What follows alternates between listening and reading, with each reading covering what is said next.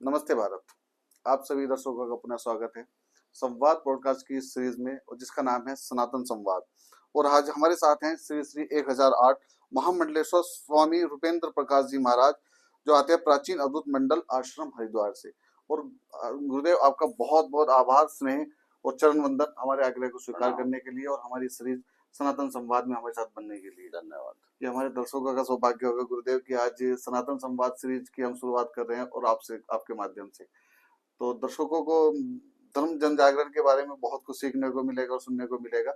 और दर्शकों के लिए आज का संवाद बहुत रोचक होने वाला है। तो गुरुदेव, मैं शुरुआत से अखाड़े के बारे में थोड़ा सा परिचय में जानना चाहूंगा। ये प्राचीन अवधूत मंडल आश्रम निराकारी वैष्णव संप्रदाय ये अयोध्या से प्रारंभ हुआ, और इस संस्था के संस्थापक पूज्यपाद बाबा ब्रह्मदास जी, अवधूत शिरोमणि जिनको हम बोलते हैं, बहुत ही वीतराग संत थे। केवल एक कॉपी, मतलब जैसे बिना वस्त्र के ही रहते थे, अवधूत अवस्था में भगवान अवधूत शिव अवस्था की, में। वो इसके संस्थापक थे। और ये लगातार फिर उनके बाद उनके शिष्य स्वामी शिवराम दास जी, फिर उनके शिष्य स्वामी राम प्रकाश जी, एक और शिष्य स्वामी गुरचरण दास जी, जो भारत साधु समाज के अखिल भारतीय अध्यक्ष हुए। बहुत ही विद्वान, वेदों के प्रकांड पंडित थे, वो मूलतः भी कश्मीरी पंडित थे। और उनके फिर स्वामी राम प्रकाश जी के 4-5 शिष्य हुए। उनमें से एक शिष्य यहाँ के महंत बने स्वामी हर प्रकाश जी, फिर उनके एक दूसरे शिष्य अनंत प्रकाश जी, फिर जो हमारे राम प्रकाश जी महंत थे उनके शिष्य थे स्वामी गोविंद प्रकाश जी। तो गोविंद प्रकाश जी ने महंती स्वीकार नहीं की। स्वामी गुरचरण दास जी के शरीर पूरा होने के बाद स्वामी गोविंद प्रकाश जी शास्त्रम के परमाध्यक्ष बने। फिर उनके शिष्य स्वामी हंस प्रकाश जी यहाँ के 2004 से आश्रम के महंत हुए, महामंडलेश्वर थे। वो बड़े विद्वान संत थे, और 6 वर्ष की अवस्था में वो परिवार छोड़कर हरिद्वार में आए। तो वो 2013 तक रहे। उसके बाद मैं उनका शिष्य अवधूत मंडल का पीठाधीश्वर बना, तो और अनवरत अवधूत मंडल की सेवा में हूँ। हमारा जो आश्रम है वो श्री पंचायती उदासीन बड़े अखाड़े से संबंध रखता है, और 2021 के कुंभ में मुझे वहाँ का महामंडलेश्वर का पट्टाभिषेक किया गया। हमारे गुरुदेव भी महामंडलेश्वर रहे, और दादा गुरु जी भी महामंडलेश्वर रहे हैं।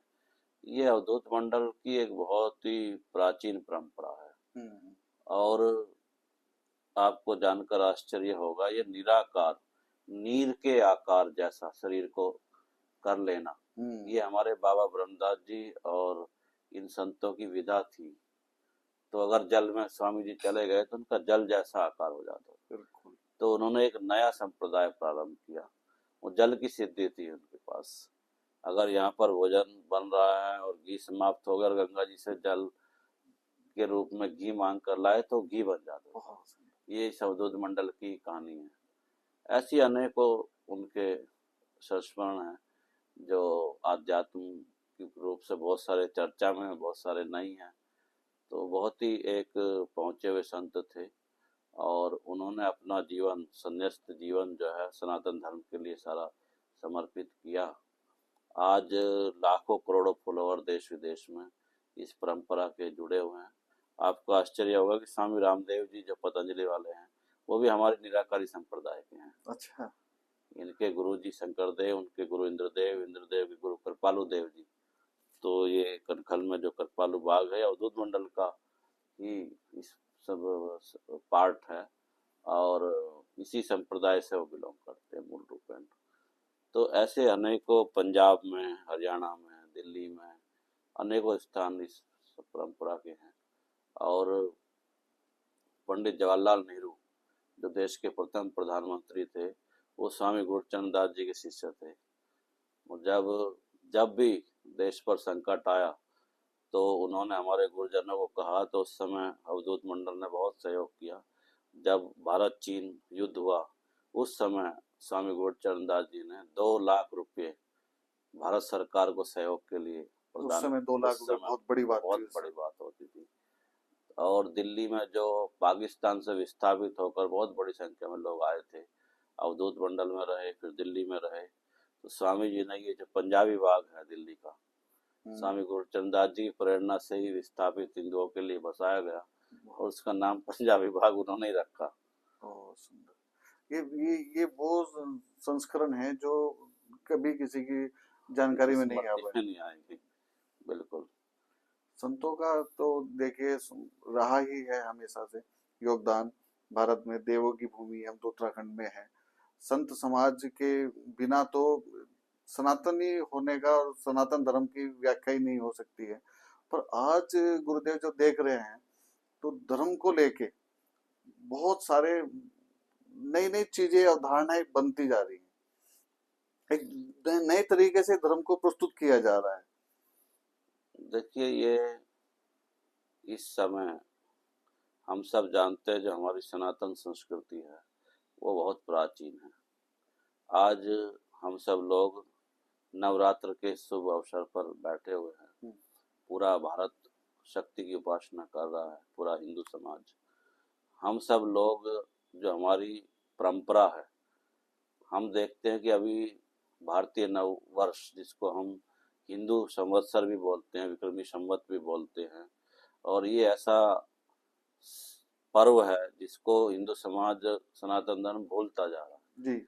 हम लोग जनवरी कैलेंडर वाला नववर्ष मनाते हैं। नववर्ष मनाते हैं। तो ये जो हमारा नववर्ष है, ये हमारी हिंदू संस्कृति का परिचायक है। बिल्कुल। ये हमको एहसास कराता है कि हम कितने प्राचीन समय से 1 अरब 97 करोड़ वर्ष पुरानी हमारी ये सभ्यता है। कोई लोग इसको 5000 साल बता रहे हैं, कोई ईसा पूर्व बता रहे हैं। हिजरी सम्मत ये इस्लाम की शुभारंभ का समय है। और जो हम ये कैलेंडर मनाते हैं, इंग्लिश नव वर्ष जिसको बोलते हैं, जो 2025 है, और हमारे तो महाभारत काल को भी 5000 वर्ष से अधिक हो गया है, और उसके बाद से ही कलयुग प्रारंभ हुआ। तो ये हमारी इतनी प्राचीन सनातन धर्म है, इसका गर्व होना चाहिए कि हम इस ऐसे महान देश में हमने जन्म लिया जिसकी इतनी बड़ी ख्याति है, इतना बड़ा साहित्य है, इतने ग्रंथ है, इतना 4 वेद जो कि मनुष्यकृत नहीं है, वो ईश्वरकृत है, ईश्वर की वाणी है। बिल्कुल। ऐसा जो सर्वप्रथम ऋग्वेद, जो भारत का सबसे प्राचीन ग्रंथ है और विश्व का भी सबसे प्राचीन ग्रंथ, तो ऋग्वेद भगवान की ईश्वरीय वाणी है। और आज भी हम सब लोग जब वेद पढ़ेंगे, देखेंगे, तो हमें ध्यान में आएगा हम कितनी प्राचीन संस्कृति से, जो आज के समय के लोग हैं वो कहीं ना कहीं पाश्चात्य संस्कृति से प्रभावित होकर, और जो पाश्चात्य जगत में चर्चा होती है उसको भारत में थोपना चाहते हैं। गुरुदेव, कहीं ऐसा तो नहीं है जो हमारे धार्मिक ग्रंथ हैं वो बहुत जटिल हैं, तो आज की जनरेशन, हम हैं, हमारी आने वाली जनरेशन, वो उसके साथ कैसे कनेक्ट हो पाएगी, उसके साथ कैसे जुड़ेगी वो? इस पर हमारे ऋषियों ने बहुत अध्ययन किया, रिसर्च किया। जो 4 वेद है वो संस्कृत में है, और हमारी प्राचीन भाषा संस्कृत है जी। आज गीता प्रेस गोरखपुर जैसे संस्थानों ने इसको बहुत सर्वसुलभ कर दिया है। उनके भाष्य आ गए हैं, उनके रूपांतरण आ गए, हिंदी में उनका अनुवाद आ गया है, तो समाज वहाँ गीता प्रेस गोरखपुर से लेकर पढ़ सकता है उसको। ये जो ग्रंथ है घरों में रखकर पूजने के लिए नहीं है, इनका वास्तव में हमारे उपयोग करना चाहिए, पढ़ना चाहिए, उनका अध्ययन करना चाहिए, उसको जीवन में उसका सदुपयोग करना चाहिए। हमारे एपीजे अब्दुल कलाम जो राष्ट्रपति रहे, वो वेद पढ़ते थे, गीता उनको कंठस्थ थी। जब हमारे संत महात्मा उनसे मिलते थे तो गीता के श्लोक बोलते थे। तो उन्होंने कहा कि हमारी जो ज्ञान परंपरा है, हमारा जो विज्ञान है, वो सब वेदों से आया है। बिल्कुल।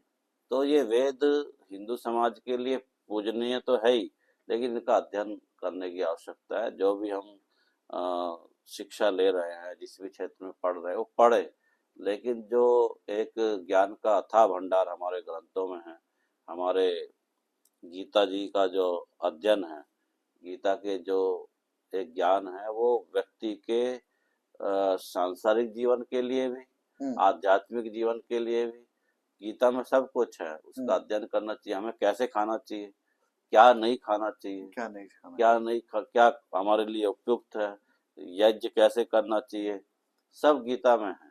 हम्म। तो लेकिन हम लोग क्या है उससे दूर होते जा रहे हैं। हम केवल और केवल भौतिक शिक्षा, वो जो पाश्चात्य सभ्यता पाश्चात्य सभ्यता सभ्यता से के। बहुत प्रेरित है, और हमको इसमें हम्म।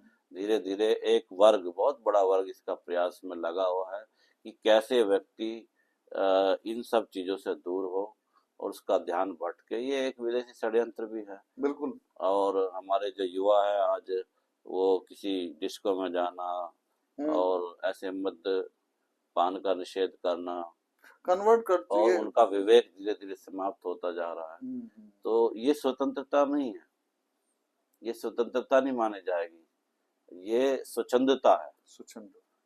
तो आज उस पीढ़ी के लिए, जो हमारे जो गांव के लोग जिनको हम गंवार बोलते थे ना, वो वैज्ञानिक थे वास्तव में। वैज्ञानिक थे। आज रिसर्च वहीं जा रही है। आज जो भोजन का समय है वो सूर्यास्त से पहले है। तो गांव के लोग सूर्यास्त से पहले ही भोजन कर कर सो करते। जाते थे, 4 बजे उठते थे। बिल्कुल। अभी देखिए ना गुरुदेव, जो चीजें हम करते थे उसको सिर्फ नाम बदल दिया गया। जैसे हम सूर्यास्त से पहले भोजन कर लेते थे, हमारे जो पूर्वज थे। आज क्या है विदेशी परंपराओं में कि इंटरमीडिएट फास्टिंग, एक इंटरमीडिएट एक फास्टिंग। लुभावना नाम दे दो कि आपको शाम को 5-6 बजे के बाद कुछ खाना नहीं है। आपको 13 घंटे 12 घंटे की इंटरमीडिएट फास्टिंग करनी है। और वो हमारे यहाँ तो पहले से ही थी। हमारे यहाँ तो महर्षि वाघभट्ट ने, जो आजकल बीएफएस में कोर्स पढ़ाए जाते हैं, उन्होंने ये कहा है आज से 3000 साल पहले ही कि आप शाम का भोजन सूर्य के समय करिए, और आज अगले दिन जब सूर्य उदय हो तो आप सूर्य उदय के 40 मिनट के बाद भोजन करें। हम्म।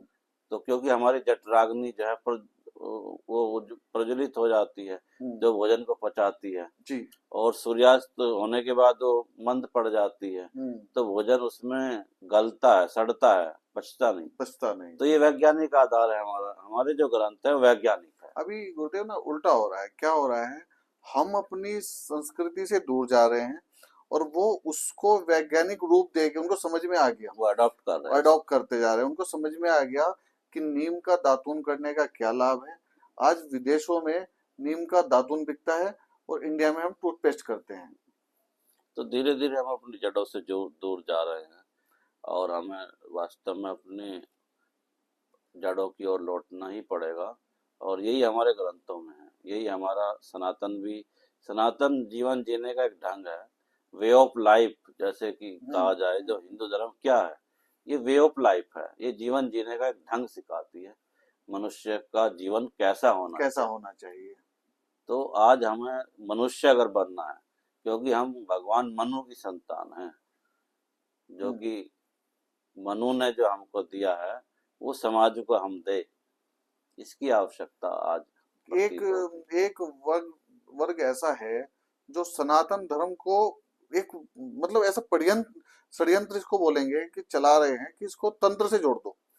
आजकल रील्स के माध्यम से गुरुदेव मैं देख रहा हूँ, रील्स में इतना कुछ जो चीजें हैं जो बाहर नहीं आनी चाहिए, उनको इतना सुलभ तरीके से हम प्रसारित करने लगे सस्ती टीआरपी के लिए, कि तंत्र साधना, धर्म अलग है तंत्र साधना अलग है। तो क्या इन सब चीजों को इतना आसान बना देना चाहिए कि आम जनमानस के लिए परोस दो और वो उसको ट्राई करना शुरू कर देखिए, दे। तंत्र जो है ये एक प्रकार से कहे सिस्टम, हम्म। ये सनातन धर्म का सिस्टम है, इसका एक वैज्ञानिक आधार भी है। और जो हमारे ऋषियों ने रिसर्च की है हम्म। वो व्यर्थ नहीं है। जैसे कि हमारे राजा महाराजा जब युद्ध के लिए जाते थे, वो माँ बगला मुखी जी की साधना करते थे, उनकी जी। आराधना करते थे। जी। और माँ बगला शत्रुओं का विनाश करने की एक देवी है, साधना है। लेकिन उसको यूट्यूब के माध्यम से उस साधना, ये गुप्त साधना है। गुप्त साधना है। हमारी 10 महाविद्याएं, जो इस समय नवरात्र में हम सब लोग जिसकी उपासना करते हैं, वो 10 महाविद्याओं की जो विधि है, जो तंत्र की विधि है, तो तंत्र की विद्याओं को सार्वजनिक रूप से या हर व्यक्ति के लिए ये नहीं है, हम्म। और सार्वजनिक करना भी नहीं तो चाहिए। उसका तो नुकसान ये ज्यादा हो जैसे हम सकता है। अपने जीवन में बहुत सारी चीजें, जैसे भोजन है, भोजन भजन, ये सब जो है गुप्त हैं, गुप्त। लेकिन ये सार्वजनिक करने का प्रयास समाज में बहुत सारे लोग कर रहे हैं। ये गुप्त ही रहना चाहिए। हाँ जैसे धन है, धन को खुले रखेंगे तो सब ले हाँ। जाएंगे उठाकर। तो ये तो हम सुनते ही आए हैं कि स्त्री, धन और बिल्कुल, भोजन भजन ये सब गुप्त ही रहने चाहिए, ये पर्दे के अधिकारी है, पर्दे इनको के पर्दे में अधिकारी। रखना चाहिए। पर्दे का मतलब उन्हें ढक कर ही रखना, हाँ, एक पर्दा रहना चाहिए दिख समाज पर्दा के रहना लिए। चाहिए। और ये है कि चीजें बदल रही हैं, और हमारा और आपका ये यही भगवान दायित्व है। शिव जो हमारे तंत्र के देवता है, भगवान शिव की द्वारा ये विद्या दी गई है समाज को, और इस विद्या को हमारे ऋषियों ने परंपरागत ढंग से अक्षुण्य रखा है समाज के सदुपयोग के लिए, ना कि दुरुपयोग के दुरुपयोग लिए। के लिए। तो वश वश्यम मोहनम मारणम, कई विधाएं हैं इसमें। हम्म वश में करना, किसी का मोहन करना, सम्मोहित करना उसको, या फिर उसको मारण मतलब मारना, उसको विनाश भी किया जा सकता है इन विद्याओं से। तो ये विद्याएं अगर एक सामान्य व्यक्ति या ऐसे व्यक्ति के हाथ में आ गई तो वो विनाश कर तो देगा। विनाश ही कर देगा। तो ये बदला लेने की भावना से नहीं है, हम्म ये राष्ट्र के लिए, धर्म के लिए है ये विद्याएं। तो जिसका हम देखते हैं बहुत सारे, जैसा कि आपने कहा, चैनलों में वो अपने अपने ढंग से उनकी हाँ, व्याख्याएं और करते उसको हैं, बदल भी रहे हैं वो। उसकी जो धारणाएं भी समाज में बदल रही है, वो केवल और केवल अर्थोपार्जन के लिए, कि हम ये कि समाज क्या है आज के समय में। समाज में विभिन्न प्रकार की समस्याएं हैं, पहले से रही है। किसी को शारीरिक रूप से कष्ट है, किसी को मानसिक रूप से है, किसी की किसी से शत्रुता है। तो उस चीज को कैसे हम आकर्षित करके इन लोगों को अपने साथ जोड़ें, जोड़ लें। और ये धनोपार्जन का एक माध्यम हमारा बन जाए, केवल इसके लिए ये लोग दुरुपयोग करें, नहीं करना चाहिए। क्योंकि जो साधनाएं हैं, उन साधनाओं का महत्व है, उसका आध्यात्मिक महत्व है, और जो हमारे आज भी जो देवी देवताओं का हम आह्वान करते हैं, उनको बुलाते हैं, उनकी पूजा पाठ की एक विधि है, उनको फिर वापस भी भेजने की हमारे यहाँ विधाएं हैं। तो वो एक समाज में इसका दुरुपयोग ना हो, इसका हम सबको ध्यान रखने की आवश्यकता होती है। गुरुदेव, कहीं ना कहीं एक विचार मेरे मन में था, और मैंने लास्ट टाइम आपका एक पोस्ट भी देखा था। धर्म से थोड़ा सा भिन्न है सब्जेक्ट, पर जरूरी भी है। हम देवों की भूमि, देवभूमि में रहते हैं। एक मैंने आपको बहुत जगह डेमोग्राफिक चेंज उत्तराखंड के अंदर आया है, जिसको लेकर प्रशासन प्रशासन भी चिंतित है। तो ये, इसको आप किस दृष्टि से देखते हैं? देखिए, उत्तराखंड देवभूमि है, और जिस प्रकार से यहाँ डेमोग्राफिक चेंज हो रहा है, हम्म ये एक बहुत चिंता का विषय इसलिए है क्योंकि हमारे चार धाम हम्म यहाँ पर विराजमान है, और अनादि काल से वहाँ पर एक विधि विधान से पूजा अर्चना होती है। और उत्तराखंड का जो मुख्य द्वार हरिद्वार है, हरिद्वार है। हरिद्वार में माँ गंगा प्रवाहित होती है। देश की आज़ादी से पूर्व जब यहाँ ब्रिटिश शासक थे, उन्होंने भी इसकी महत्ता को ध्यान में रखते हुए हरिद्वार को ड्राई एरिया घोषित किया, दायरे घोषित किया था। और 9 किलोमीटर तक कोई भी गैर धर्मी, हम्म गैर हिंदू हम्म रात के समय में यहाँ विश्राम नहीं कर सकता था, कोई व्यापार नहीं कर सकता था। लेकिन वो घटते हुए 3 किलोमीटर तक हो गया। ये किसने घटाया? देश की आज़ादी के बाद की सरकारों ने। जी। और आज उत्तराखंड में आप देखिए, सुदूर हनोल जो माशु देवता का स्थान है, वहां तक इस्लाम धर्म के लोग पहुंच गए हैं, पहुंच गए। वहां मजारे बना दी है। उत्तराखंड का कोई जिला ऐसा नहीं है जहां पर अवैध संपत्तियों पर मजार बनाकर और उस पर कब्जा करने का प्रयास न किया गया हो। जैसे अब ये मजार बनाएगी, अगर हम बात करें तो उत्तराखंड में इनके कहाँ से आ गए पूर्वज, कहाँ से वो मजार आ गए? ये एक बहुत बड़ा षड्यंत्र है। ये षड्यंत्र जो विदेशों से यहाँ घुसपैठी आए हैं, लगभग 3 करोड़ से अधिक घुसपैठिए सरकार के रिकॉर्ड के अनुसार है। बिल्कुल। तो वो विभिन्न प्रकार की अपनी आधार कार्ड, वोटर कार्ड, वो लोग वोट बैंक के लिए बनवाते हैं। वोट बैंक के लिए, कल एक और सर्वे वो में देख रहा था, उधम सिंह नगर 30% वोटर बढ़ गया। नैनीताल तो 30 से वो 40% वोटर प्री बढ़ गया। प्लान अलग अलग राज्यों में, फिर वहाँ राज्यों के बाद जिलों में उनका डिस्ट्रीब्यूशन होता है, और योजनाबद्ध ढंग से उन जिलों में कैसे वोट बैंक बढ़ाया जाए, ये एक बहुत बड़ा षड्यंत्र, सोचा समझा षड्यंत्र चल रहा है।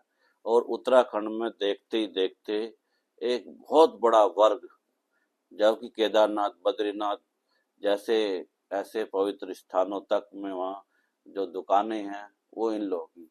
मैं मुसलमानों का विरोध नहीं करता, लेकिन जो ये षड्यंत्र है, इस षड्यंत्र में कहीं ना कहीं बहुत बड़े एक योजना दिखाई देती है।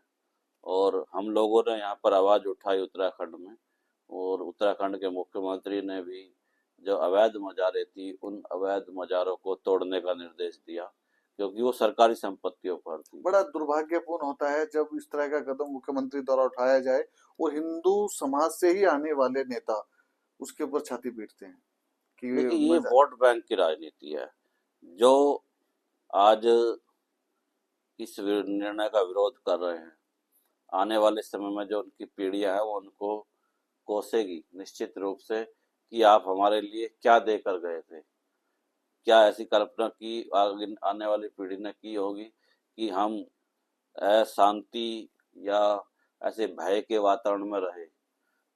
देखिए ना, जो चीजें हम सुनते थे यूपी की तरफ बहुत सुनते थे, वो आज यहाँ लव जिहाद ये सब चीजें घटनाएं, अभी भी 2-3 दिन पहले की घटना मुझे याद आ गई कि हरिद्वार का भी एक केस आया, एक बहन को काट के उसमें सूटकेस में पैक कर दिया।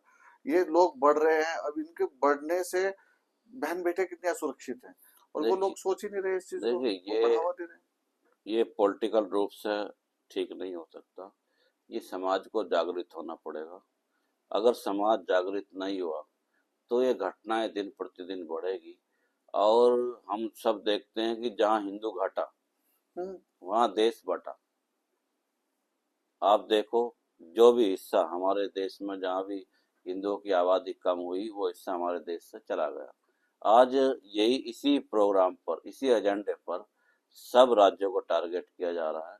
आज देश की बहुत सारी लोकसभा ऐसी हो गई है जहाँ पर मुस्लिम वोट बैंक के बिना प्रत्याशी का जीतना नामुमकिन असंभव है। है। अभी लगभग 2 दिन पहले घटना है, ईद के बाद एक हजूम निकलता है और मंगलोर की घटना है, खालिस्तान जिंदाबाद के नारे आपके समक्ष भी आए होंगे फोटो। बिल्कुल कितना दुर्भाग्यपूर्ण। दुर्भाग्यपूर्ण है। अभी कुछ भी एजिटेशन हो तो अलग अलग राष्ट्र विरोधी नारे हम्म। देखने को मिलते हैं। अभी हम सब लोगों ने देखा कि भारत मैच जीता तो इस राज्य में पाकिस्तान जिंदाबाद के नारे लगाए गए। ये दुर्भाग्यपूर्ण है। ये वास्तव में पूरे ही देश में एक बहुत बड़ी जटिल समस्या हो गई है। इस समस्या का निस्तारण हिंदुओं की जन जागृति और हिंदू को इस देश को अपना मानते हुए कि ये देश मेरा है और मुझे यहीं रहना है। जी। ये लोग तो घुसपैठ के रूप में आए, जो और वास्तव में जो सामान्य मुसलमान है तो उस मुसलमान का भी हक छीन रहे हैं लोग। हम्म। ये उन मुसलमानों को भी वास्तव में इनके खिलाफ आवाज उठानी चाहिए, क्योंकि ये घुसपैठी हैं, हमारे देश के हमारे नागरिक देश के नहीं नहीं है। है।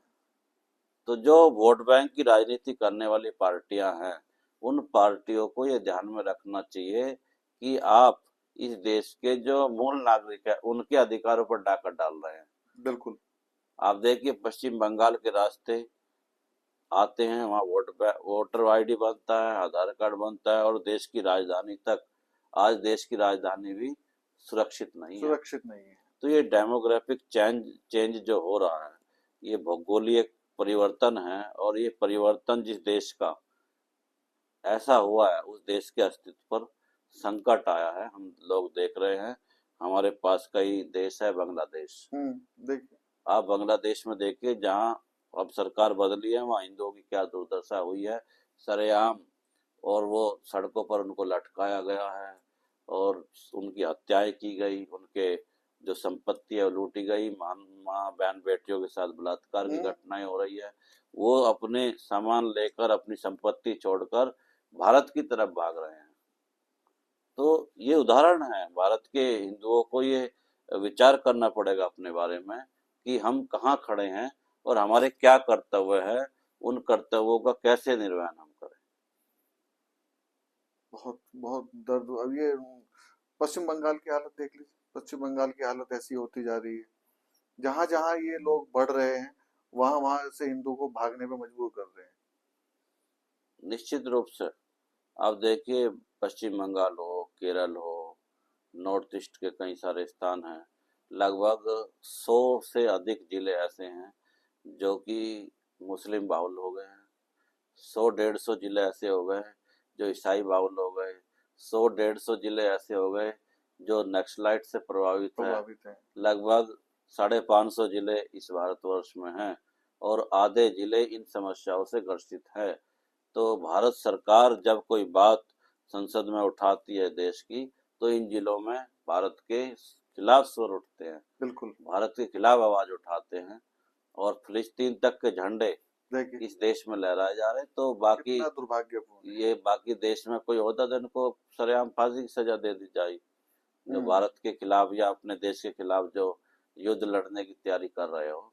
जो असली मुद्दा है जिस पे हमें ध्यान देना चाहिए उसको भटका के, अभी देखिए ना, एक नया विवाद अभी पिछले कुछ दिनों से खबरों में है, मैदानी और पहाड़ी।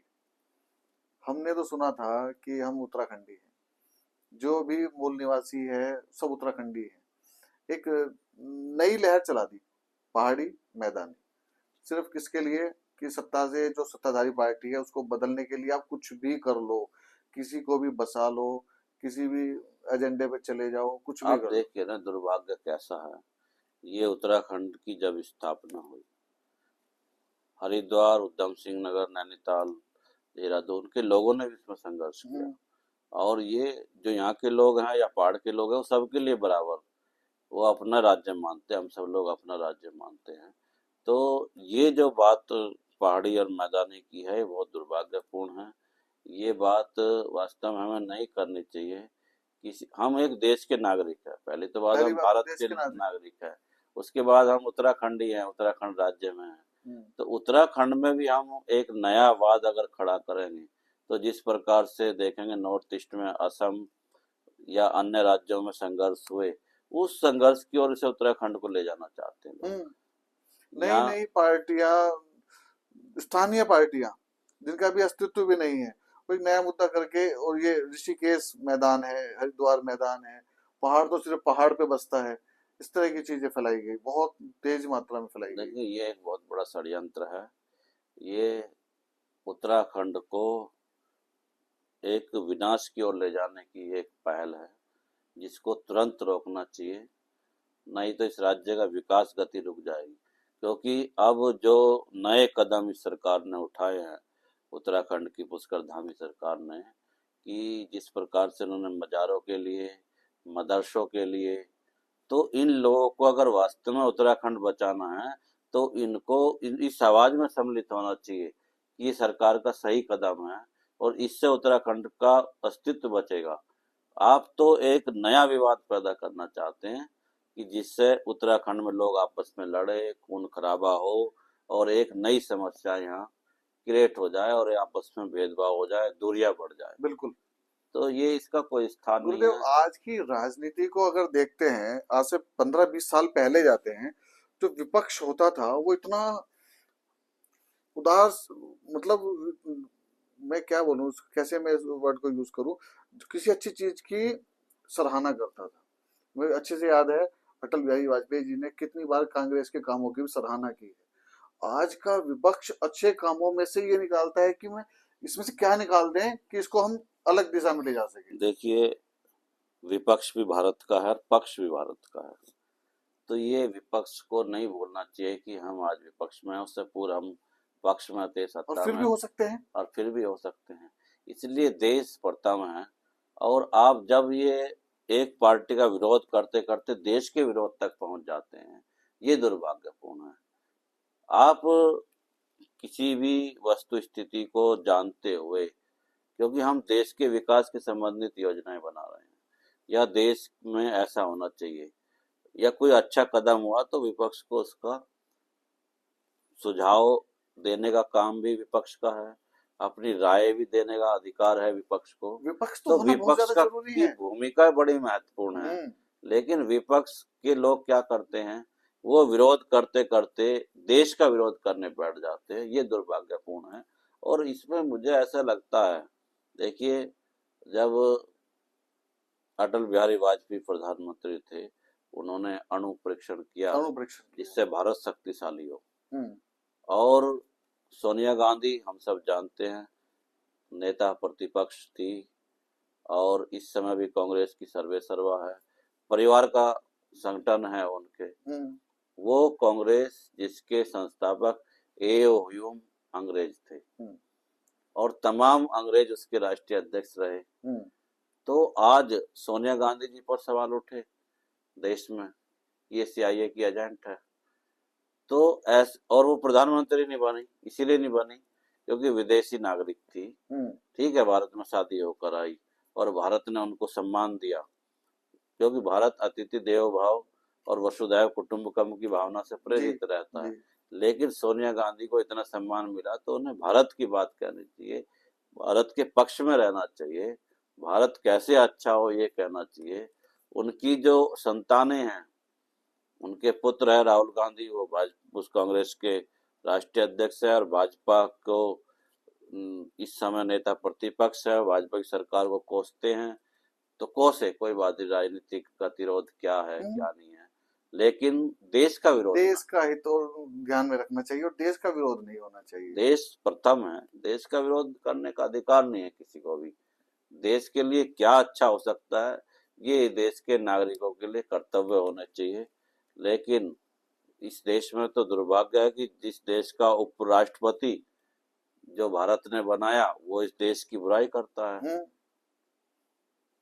तो ये इसी देश में संभव है, बाकी देश में तो और एक बार नहीं, मुझे लगता 2-3 बार के उपराष्ट्रपति हैं वो। हाँ। और वो लगातार एक पॉडकास्ट अभी शूट हुआ है, आने वाला है, उसमें जब पॉडकास्ट शूट करने वाले ने उनसे पूछा कि आप हमारे जनगण मन के सम्मान में, तो बोला ये चीज नहीं है, इसको छोड़ो, कुछ और बात करो।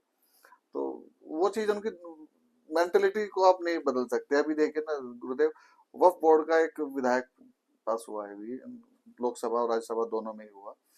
तो पक्ष में कितने लोग थे और विपक्ष में कितने वोट आए, वो एक अलग बात है कि आज की सरकार ने, भाजपा सरकार ने और माननीय मोदी जी ने उसको पास करा लिया, पर किस तरीके से पास कराया। देखिए, ये सब वोट बैंक की राजनीति है। और जो भारत का मुस्लिम समाज है, उस मुस्लिम समाज को कांग्रेस ने केवल वोट बैंक के रूप में यूज किया 50 सालों तक। उनके लिए न शिक्षा, न चिकित्सा, न उनके लिए कोई साधन, न उनकी राजनीति में कोई भागीदारी, केवल और केवल वोट बैंक। आज मुसलमान समाज के लिए कहने के लिए इतनी बड़ी वक्फ की संपत्तियां पूरे भारत में। मैं आपको रोकते हुए एक चीज बोलना चाहूँ, वक्फ बोर्ड मेरे लिए समझना शायद आसान हो जाए, आपके लिए समझना आसान हो जाए, हमारी बहुत सारी जनरेशन जो इसको नहीं समझती है। आप उसको थोड़ा सा विस्तार से बताइए, ये क्या है, कैसे काम करता है, उसको बनाया किसने? देखिए, ये कांग्रेस ने बनाया। अच्छा, कांग्रेस के शासन में ये बना। ये किस तरीके से काम करती है? ये वास्तव में वक्फ है, जो ऐसे मुसलमान समाज के लोग हैं जो अपनी संपत्ति, अपना दान समाज के लिए देते हैं। ठीक है। उनका जो धन है, उनकी जो संपत्ति है, वक्फ पर जाती है। ठीक है। तो वक्फ भारत की सेना के बाद दूसरी ऐसी संपत्ति है जो सबसे बड़ी है। सबसे बड़ी है। तो उसका सदुपयोग होना चाहिए उनकी शिक्षा के लिए, उनकी चिकित्सा के लिए, उनके लिए रोजगार के साधन बने। लेकिन उसमें क्या हुआ है, उसमें जो भी मुस्लिम समाज के नेता बने, उन्होंने उस पर कब्जे कर लिए।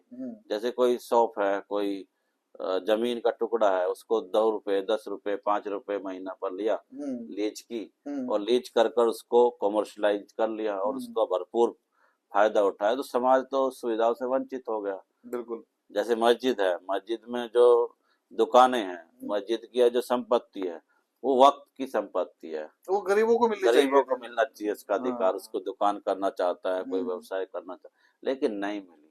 उस पर इन लोगों ने एकाधिकार स्थापित किया। ये भारत सरकार ने इस अमेंडमेंट किया इस बिल में। ये राज्यों में भी वक्फ बोर्ड होता है और केंद्र सरकार का भी वक्फ बोर्ड है। उसमें उन्होंने महिलाओं को भी सहभागिता की कि महिलाएं भी बराबर की अधिकार है, क्योंकि मोदी सरकार ने अभी पीछे बहुत बड़ा निर्णय ट्रिपल तलाक पर लिया, बिल्कुल। पार्लियामेंट में आया कि महिलाओं को कैसे कितनी जिंदगी उनकी दुश्वार हो जाती थी। कोई भी व्यक्ति अगर अच्छा भोजन नहीं बनाया, ट्रिपल तलाक कहकर उसे बेदखल कर देता था, वो सड़क पे आ जाती थी। और उसके बाद की जो प्रक्रिया उस थी वो कितनी कितनी दुर्भाग्यपूर्ण। जटिल थी, तो उसमें मैं नहीं जाना चाहता। लेकिन ये जो वक्फ कानून है, ये आने वाली पीढ़ियों के लिए, मुसलमान समाज के लिए एक बहुत अच्छा साबित होगा, और इससे निश्चित रूप से शिक्षा चिकित्सा मुसलमान समाज की बढ़ेगी। हालांकि भाजपा के लोगों ने जिस प्रकार से इतना बड़ा साहसिक कदम उठाया, ये मोदी सरकार का एक बहुत बड़ी ये सफलता। गुरुदेव, ये मोदी सरकार में ही संभव था। और आप देखिए जो विपक्ष की सब पार्टियां हैं, शिरोमणि अकाली दल हम्म। जो कि पंजाब से आती है, एक सांसद है हरसिमरत कौर। हम्म। हम सबको पता है कि हमारे जो गुरु हैं, दशम गुरु गुरु गोविंद सिंह जी, गुरु तेग बहादुर जी, पांचवें गुरु रामदास जी से लेकर हम्म। सबकी शहादत हुई। हम्म। किससे लड़े हो? इस्लामिक आक्रांताओं से। जी। दिल्ली के दरबार में गुरु तेग बहादुर जी को शहीद किया गया, और वो आज वक्त के पक्ष में बोल रही थी। मुझे बड़ा दुख हुआ सुनकर कि ये लोग, इनकी मति भ्रम हो गई है। ठीक है, हालांकि हम सब लोग जब विचार करते हैं इस देश में, हमारे देश में मुगल आक्रांता है। जी। मुगल आक्रांताओं ने सबसे पहले 1528 में मीर बांकी आए। 1528 में मुसलमान यहाँ पर आए, और अंतिम जो शासक हुआ बहादुर शाह जफर हुआ।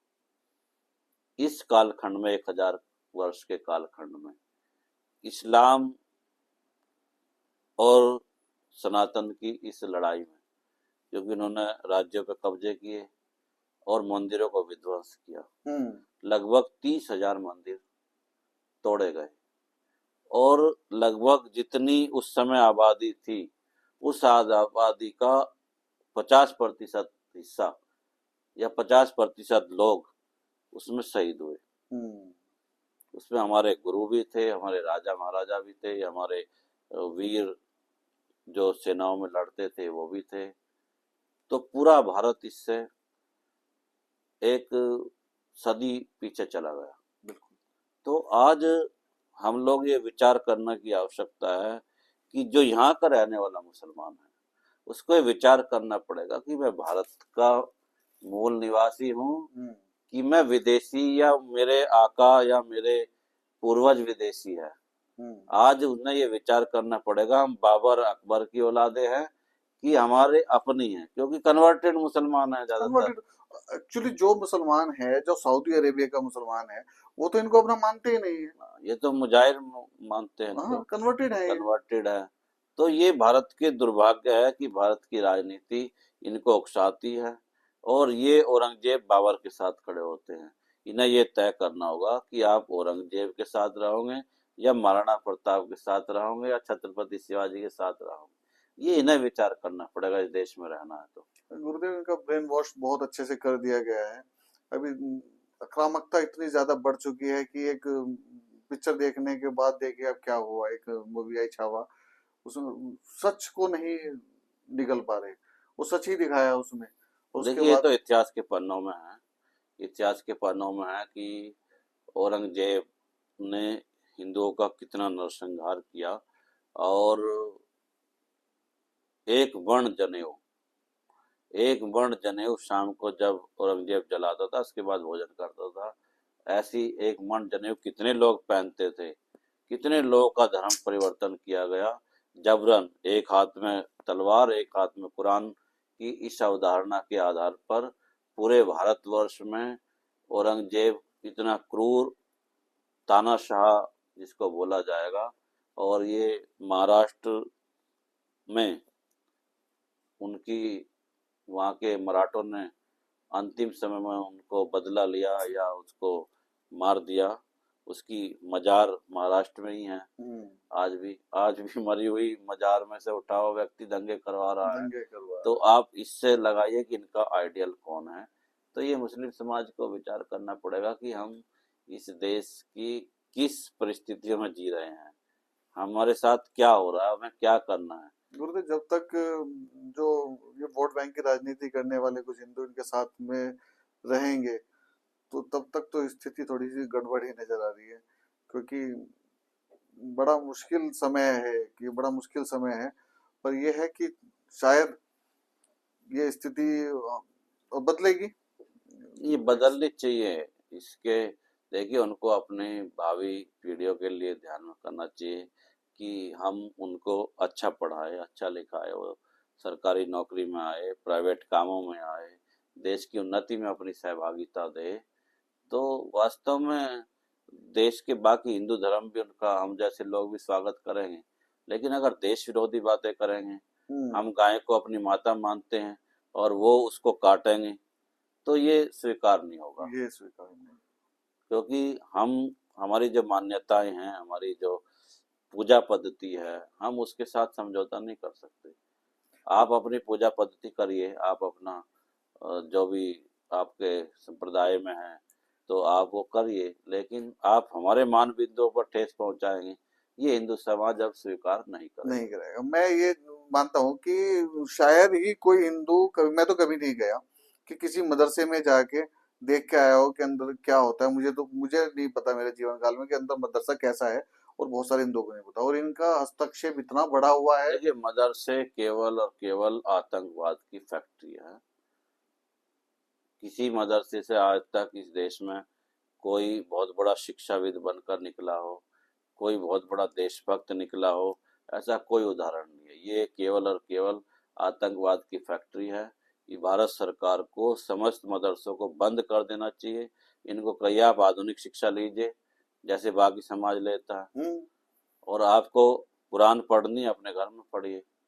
आप मदरसों के नाम पर दुनिया भर का जिहाद की घटनाएं जो हो रही है, आप देखिए। अभी पिछले कुछ वर्ष पूर्व बिजनौर में मदरसे से इतना जखीरा निकला कि पूरे बिजनौर जिले को समाप्त करने के लिए पर्याप्त था। हम्म। ऐसे हमारे समीप का जिला सहारनपुर है, हम्म। वहाँ के मुजफ्फराबाद ब्लॉक में जितने गांव नहीं, उससे ज्यादा मदरसे हैं। उन मदरसों में क्या हो रहा है, ये भारत सरकार को जांच करनी चाहिए। इसकी एक कमेटी बनाने की आवश्यकता है। नहीं तो ये देश को गृह युद्ध की ओर ये लोग ले जाना चाहते हैं। और भारत सरकार इस पर अगर संवेदनशील नहीं हुई, आपको मैं बताऊं कि विश्व में दो विचारधाराएं हैं इस्लाम की, दो। एक देवबंद, दारुल उलूम देवबंद जिसको हम्म। बोलते हैं, सबसे बड़ा मदरसा विश्व का दारुल उलूम देवबंद दारुल। है, जो पूरे इस्लाम को कंट्रोल करता जी। है। एक इजिप्ट में है, मिस्र में। हम्म। ठीक। तो ये दोनों जगह से पूरे इस्लाम के लिए जो भी दिशा निर्देश होते हैं वो जाते हैं। फतवे और जारी होते हैं। हाँ, फतवे जारी होते हैं, और इस्लाम की सीमाएं नहीं है। जी। इस्लाम एक दारुल अरब, एक दारुल इस्लाम। जो गैर धर्मावलंबी है उनको वो काफिर मानते हैं, और वो भारत जैसे हैं या बांग्लादेश है या पाकिस्तान है, इसको एक सीमाओं में नहीं बांधते। उनका कहना है हमारे लिए पूरा विश्व है, हम दारुल अरब से दारुल इस्लाम बनाने का हमारा एजेंडा है, संकल्प उनका संकल्प एजेंडा है। है। उस एजेंडे पर वो काम करते हैं।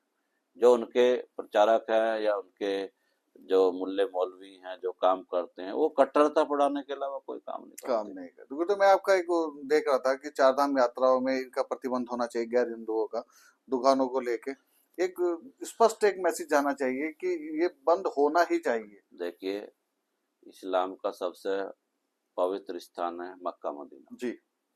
आपको शायद जानकारी होगी कि मक्का मदीना में गैर इस्लामिक व्यक्ति का प्रवेश वर्जित है। जी। अगर फ्लाइट लेकर कोई दिल्ली से हम्म। पायलट जाएगा हम्म। तो वो भी इस्लाम इस्लामिक होगा, व्यक्ति मतलब होगा। इस्लामिक व्यक्ति होगा। तो वहां पर गैर इस्लामिक लोगों का कोई प्रवेश नहीं। तो हिंदुओं में क्यों प्रवेश होना चाहिए, हिंदुओं के मंदिरों में क्यों जाने मंदिर। चाहिए। तो जो भारत की सनातन की धरोहर है, और जो हमारे ऐसे तीर्थ है, हमारे जो धाम है, तो उन धामों में ऐसे गैर धर्मावलंबी लोगों का क्यों प्रवेश होना चाहिए, वहां पर उनका व्यापार क्यों होना चाहिए। हम तो किसी मस्जिद में तो व्यापार करने नहीं जा करने रहे। नहीं जा रहे। तो आपको भी इस अनाधिकार चेष्टा को नहीं करना चाहिए, और ये सरकारों को भी ध्यान में रखने की आवश्यकता है।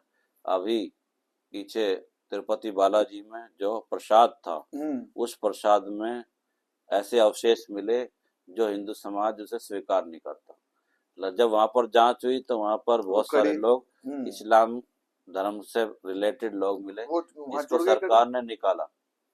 तो ये दुर्भाग्य है। तो हम सब लोगों को अपना जो जीवन है, हमारी जो पूजा पद्धति है, उस जीवन में ऐसे लोगों का हस्तक्षेप बिल्कुल भी नहीं होना चाहिए। और विशेषकर जो हमारे धाम है, 4 धाम है पूरे भारतवर्ष में जी, विशेषकर जो 12 ज्योतिर्लिंग है, जो हमारी शक्तिपीठ है, 51 शक्तिपीठ जिसको हम कहते हैं, तो उनमें बिल्कुल भी ऐसे लोगों का प्रवेश वर्जित होना चाहिए। आप आइए, आप पूर्व में हिंदू थे, आप हिंदू धर्म स्वीकार करिए, आप रोज पूजा पाठ करिए, हम आपका स्वागत करते हैं। वापसी के रास्ते तो खुले हैं। बाकी हमारे जो घर है, परिवार है, आप वहां ना चाहे, लोग जाते आते हैं, दुकानों पे लोग जा ही रहे, कोई मना थोड़ा कर रहा है। लेकिन जो ये क्षेत्र है, ये धर्म का क्षेत्र है, इस क्षेत्र में आपकी हस्तक्षेप बिल्कुल नहीं होना चाहिए। ये मेरी मांग भी रही है। मैंने अभी भी बोला कि इस पर सरकार को सख्त ये दिशा निर्देश जारी करने चाहिए कि ऐसे में ऐसे लोग नहीं जाए। उसमें बहुत सारी चीजें हैं, आप वहां रह रहे हैं, वहां आ रहे हैं, कोई दुर्घटना हो गई तो कौन जिम्मेदार होगा? बिल्कुल सही बात है। तो यही है। तो आज का संवाद बड़ा रोचक रहा गुरुदेव, बहुत कुछ जनमानस को मिलेगा और हमने स्पष्ट रूप से सनातन संवाद के माध्यम से अपनी बात पहुंचाने की कोशिश की है और ये क्रम आगे भी जारी रहेगा। सनातन संवाद की सीरीज का ये पहला संवाद था। इसके बाद आपको 10 संवाद और सनातन पे ही मिलेंगे। नमस्ते। नमस्कार।